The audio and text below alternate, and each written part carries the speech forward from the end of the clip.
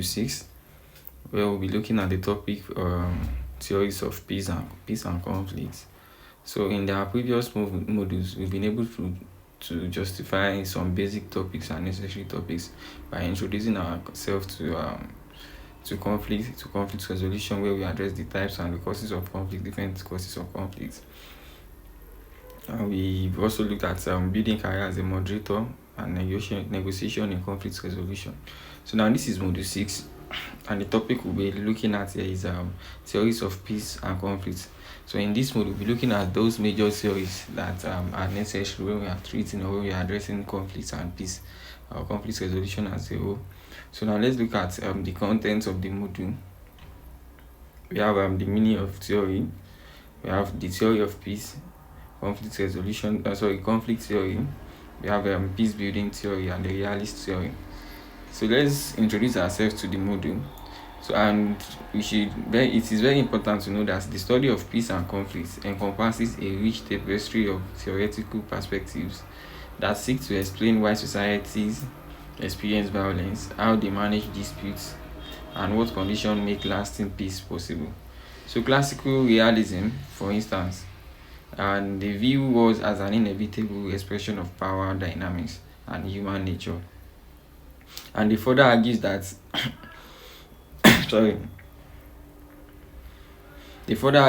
its state pursues security in an anarchic international system, which often leads to competition and armed confrontation.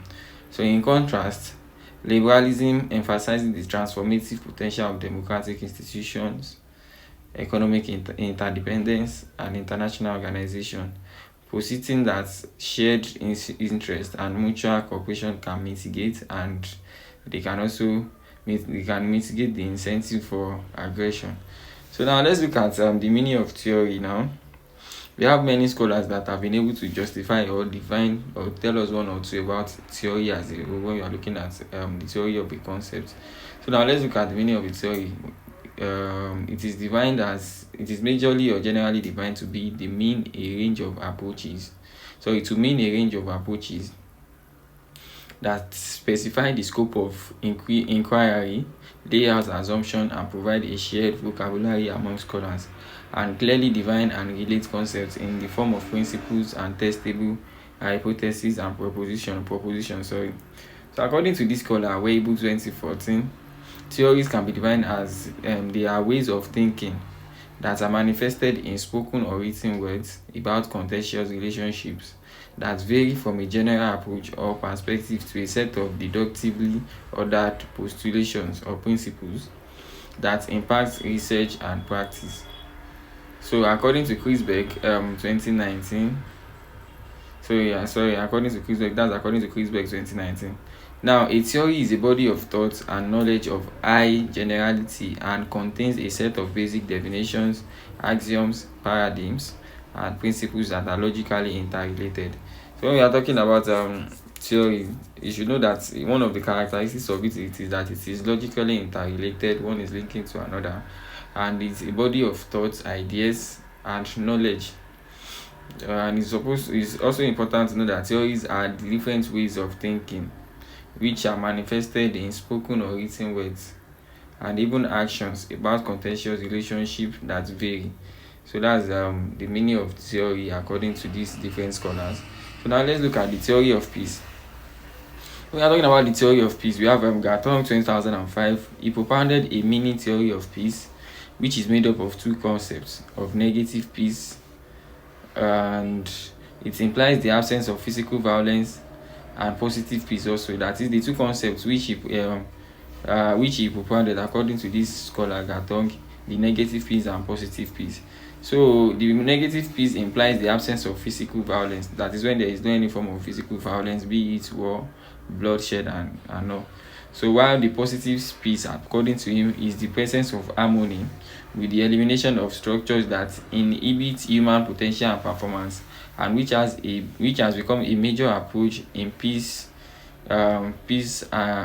conflict studies for removing conflict, solving it or transforming it, and for understanding the different relations between peace thinking and social reality. So Gatton 2008 further argues that a grand theory of negative and positive peace is designed to achieve security and conviviality that is based on the Japanese concept of kuyesi. Is possible in the 21st century, PCS. So peace theorists in the 20th century emphasize the concept of social harmony, justice, non-violence, security, and order consistent with transformative peacemaking and peacekeeping. However, Weber, that's according to Weber and Gatton 2007. So now the theory of peace, which is embedded in PCS, here means peace conflict studies, has a number of closely related theories which also serve to explain, understand, predict, or prescribe social phenomena. So when we're talking about the theory of peace, we can't talk about theory of peace and not make mention of Gatton because he propounded the mini theory which was made up of two components, that is the negative peace and positive peace, where he was able to justify to some appreciable extent and explain these two concepts of two categories of peace, and which one means the absence of physical violence when the other means presence of harmony and the likes. So now let's look at the conflict theory now. This was propounded. Conflict theory is, you can say, it's just a type of theory, but it was mainly propounded by Karl Marx with the idea of materially based social classes, which is engaged in a class struggle. According to this philosopher, this scholar, he made us know that we can't do without class struggle. It is very essential and it is going to keep occurring. So, and competition over scarce resources, which resulting in inequality and conflict, and found in every society. This is the dominant theoretical framework for scholarly understanding of social conflict.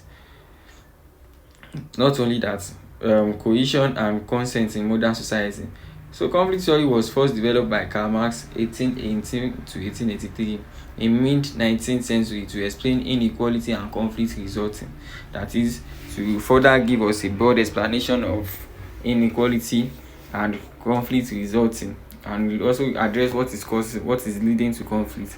So from conflict resulting from struggle and competition between two antagonistic social classes. That's according to AS 2022. So the theory provides a classical and contemporary theoretical perspective of conflict from sociological, from historical, and socio-economic methods of analysis of power relations.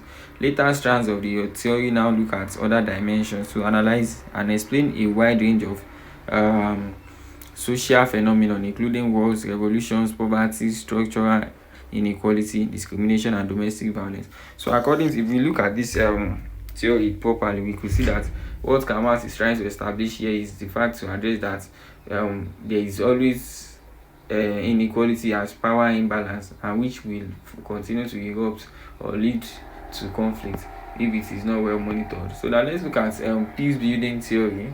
This is another theory that is credited to Ledrak 1997. Ledrak is credited with the development of this theoretical framework following Gatton's first use of the term peace building. Gawak 2006. According to Sandoz 2010, peace building, it is a dynamic approach. Don't forget, when we are talking about theory is all about ideas and approaches. It is a dynamic approach and framework for strengthening positive peace through some third-party interactions with different actors performing different tasks at the same time or different points in time. Proactive peace building would require third-party interveners to attempt and implement an intervention before a conflict occurs. Prevent the house from catching on fire. That's according to Sandu 2010, page 13.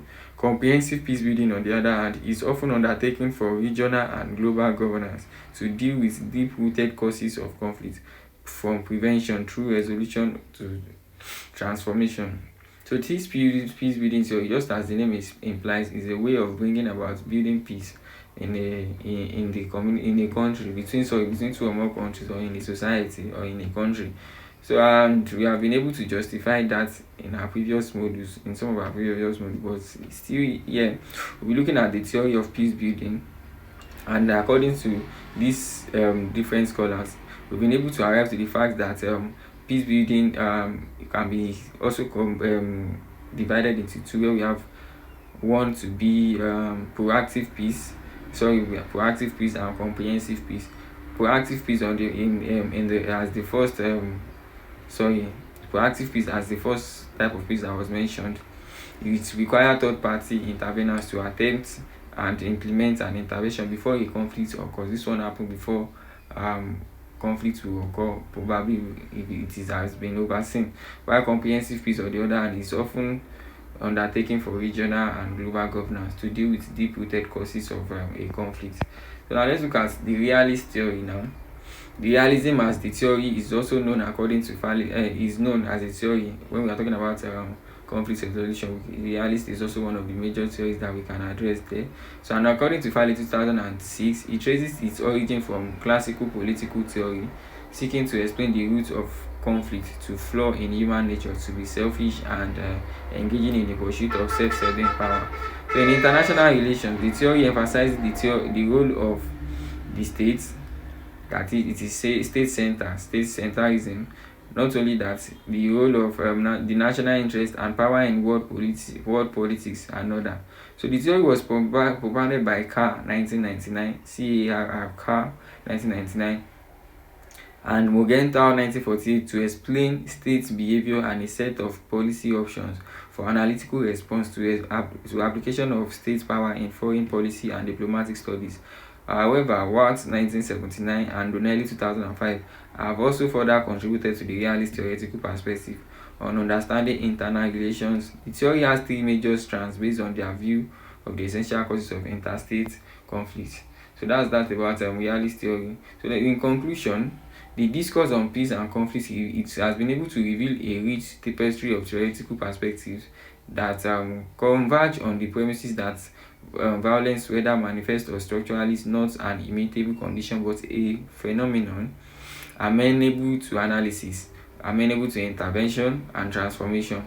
So Gatton's seminal distinction between negative peace and positive peace has been able to provide a fundamental framework for contemporary peace conflict studies, that's the PCS, suggesting that durable security requires both the silencing of guns and the cultivation of equitable, inclusive institutions. So the late theories of peace articulated by Leshem and Applering remind us that ordinary actors also negotiate peace through three intertwined meanings: ending war, fostering harmony,